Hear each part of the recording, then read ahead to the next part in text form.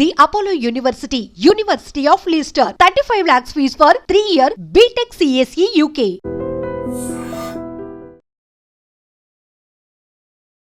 Welcome to I dream. నేను Udayasri. Present మనతో ఉన్నారు రజనీ రామ గారు, ఫ్యామిలీ కౌన్సిలర్. మాట్లాడదాం. నమస్తే అండి, వెల్కమ్ టు స్టూడియో. మేడం, ఈ మధ్య కాలంలో స్వేచ్ఛ మరణం ఇప్పుడు టాక్ ఆఫ్ ది టౌన్ అయింది.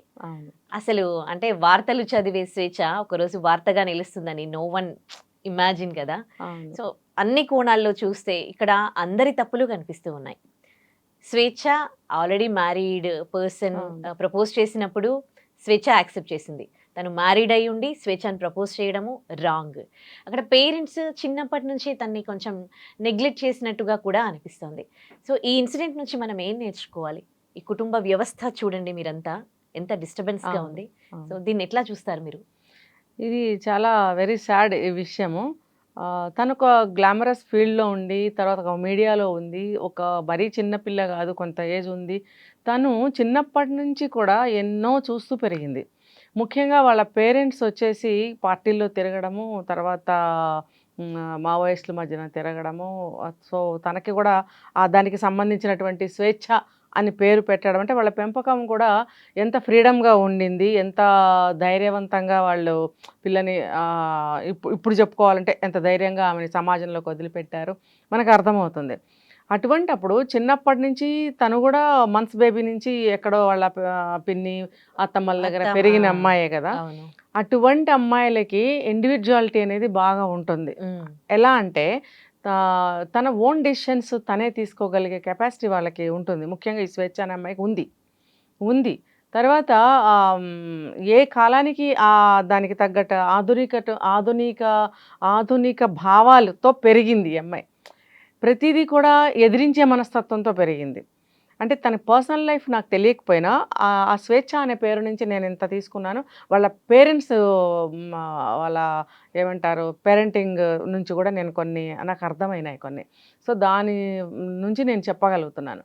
సో ఇంత ధైర్యంగా పెరిగింది తను. ఇంకొకటి తను ఎంచుకున్న ఫీల్డ్ కూడా అటువంటిదే. తను ఎంతో న్యూస్ చదువుతుంది. మరి దానికి తను పెరిగినటువంటి పెరుగుదలకి అనుగుణంగా తను అంటే వాళ్ళ పేరెంట్స్ అంటే నేను ఎలా తిప్పి చెప్తున్నాను, పేరెంట్స్ ఎందులో అయితే ఉన్నారో పార్టీలో దానికి అనుగుణమైనటువంటి భావాలు ఈమెలో కూడా ఉండబట్టి స్వేచ్ఛాయుతమైనటువంటి రచనలు కూడా ఎన్నో చేసిందని నేను విన్నాను. అయితే నేను చూడలేదు, చూస్తుంటే నేను ఇంకా బాగా చెప్పగలిగి ఉండేదాన్ని. ఆ రచనలు అనేవి నేను చూడలేదు. చాలా బాగా చేస్తుంది, చాలా బాగా పాడుతుంది అని విన్నాను. న్యూస్ రీడింగ్ కూడా చాలా బాగా చేస్తుంది. తర్వాత చాలా మందికి తను సమస్యలు ఎవరు ఉంటే ఓన్గా కౌన్సిలింగ్ కూడా ఇస్తుంది.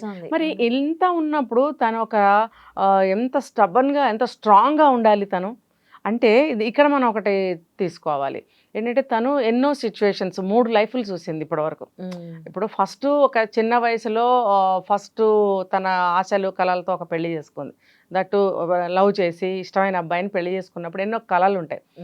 అయితే నాకు అనిపిస్తుంది తనకి అక్కడ రాంగ్ స్టెప్ ఎలా పడింది, ఆ స్టెప్ ముందుకు ఎలా వెళ్ళింది ఫస్ట్ మ్యారేజ్లో అని అంటే తనకున్నటువంటి ఆధునిక భావాలు, తను ఆధునిక అని అంటే స్వేచ్ఛాయుతమైనటువంటి భావాలు, ప్రపంచానికి తను ఏదో చేయాలి, తను ఇండివిజువల్గా ఏదైతే అనుకుంటుందో అది చెయ్యాలి, తనకి ఆశలు ఎక్కువగా ఉన్నాయి అని కూడా విన్నా నేను.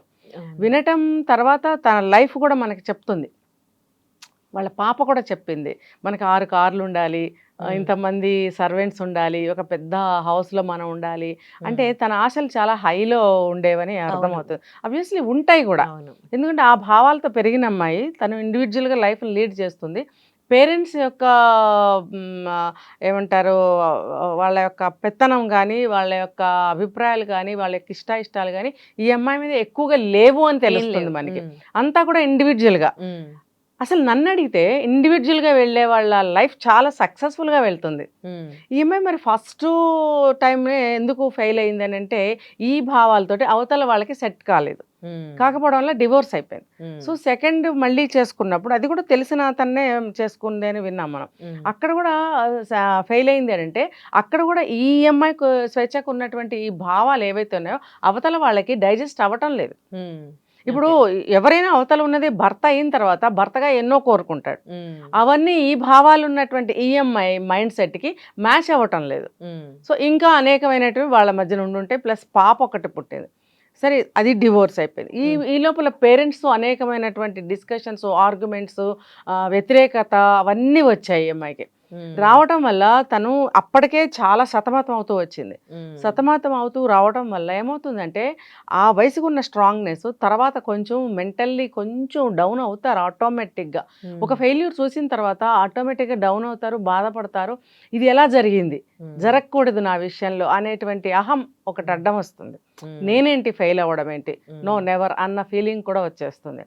తర్వాత ఏంటంటే తన భావాల ప్రకారంగానే పోతూ వచ్చింది. కానీ ఇప్పుడు మనం ఒక మ్యారేజ్ చేసుకున్నాము, ఒక పాపకి తల్లి అయ్యాము, మనము ఫ్యామిలీ పరంగా కొన్ని ఆలోచనలు, కొన్ని భావాలు, కొన్ని లైఫ్ స్టైల్ కొంత మార్చుకోవాలి అనే ఆ ధోరణికి దాన్ని రాలేదు.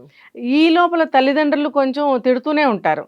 వాళ్ళు ఏంటంటే ఇప్పటికీ కూడా వాళ్ళు పార్టీల్లో తిరగడము, వాళ్ళు ఏమని చెప్పారంటే ఒక స్టేట్మెంట్ వాళ్ళ ఫాదర్ నేను విన్నాను, మీకు మీ బిడ్డ ఇలా అయిపోయినందుకు మీకు బాధ లేదా అని అంటే, ఆయన ఆ పార్టీలో తిరుగుతారు కాబట్టి వాళ్ళ మనస్తత్వం ఎలా ఉంటుందంటే అన్ని బంధాలు ఒకటే మాకు అన్నట్టు మాట్లాడతారు వాళ్ళు.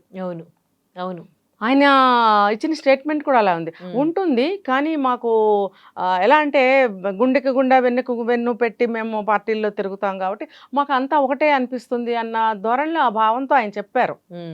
చెప్పినప్పుడు ఆయన ఎంత పట్టించుకుని ఉంటారో తెలియదు. అంటే పట్టించుకోకూడదని కాదు అక్కడ ఆయన, ఈమెని ఇండివిజువల్గా వదిలేరు, ఇండివిజువల్గా ఆమె ఎదుగుతూ ఉంది. ఆ క్రమంలో తను అన్నీ చూసుకోగలదు, తనకు అన్నీ తెలుసు. దట్టు ఇప్పుడు 2 సార్లు ఆ అమ్మాయి ఫెయిల్ అయినప్పుడు ఇంకా మేమేం చెప్తాం ఇంత ఏజ్కి వచ్చిన తర్వాత, ఆమెకే తెలియాలి, అయినా కూడా మేము చెప్తూనే ఉన్నాము అన్న ధోరణిలో వాళ్ళు చెప్పారు. సో ఈమె 3rd టైము ఎలా అయినా పాపకు ఒక ఫాదర్ని ఇవ్వాలి, తర్వాత తన ఫ్యూచర్ని మేము పేరెంట్స్గా తీర్చిదిద్దాలి, ఫ్యూచర్లో అమ్మాయికి తల్లిదండ్రులు ఉన్నారని భావన కలిగించాలి. ఇవన్నీ ఒక ఆడపిల్లగా ఉంటాయి తనకే. ఉన్నప్పుడు తను ఆ క్రమంలో చేసిన ప్రయత్నాలు ఫలితమే ఇప్పుడు ఇలా అయింది. పెళ్లి చేసుకోమని అతన్ని అడగటము ఆఫ్టర్ 2 years రిలేషన్లో ఉన్న 2 years తర్వాత అడగడము.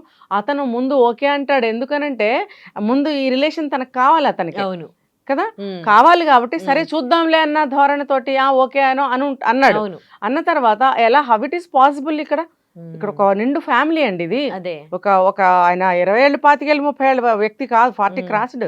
ఆయనకి ఒక ఎస్టాబ్లిష్డ్ ఫ్యామిలీ ఉంది. భార్య ఎందుకు ఒప్పుకుంటుంది?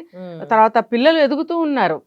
అలాంటప్పుడు అటువంటి సంసారాన్ని, కుటుంబాన్ని కట్ చేసుకుని ఈ అమ్మాయితో పెళ్లి చేసుకోవాలని ఎవరు అనుకోరు. కానీ అతను చేసిన తప్పు ఏంటంటే ఒప్పుకోవడము, ఆ భ్రమలో ఉంచడము.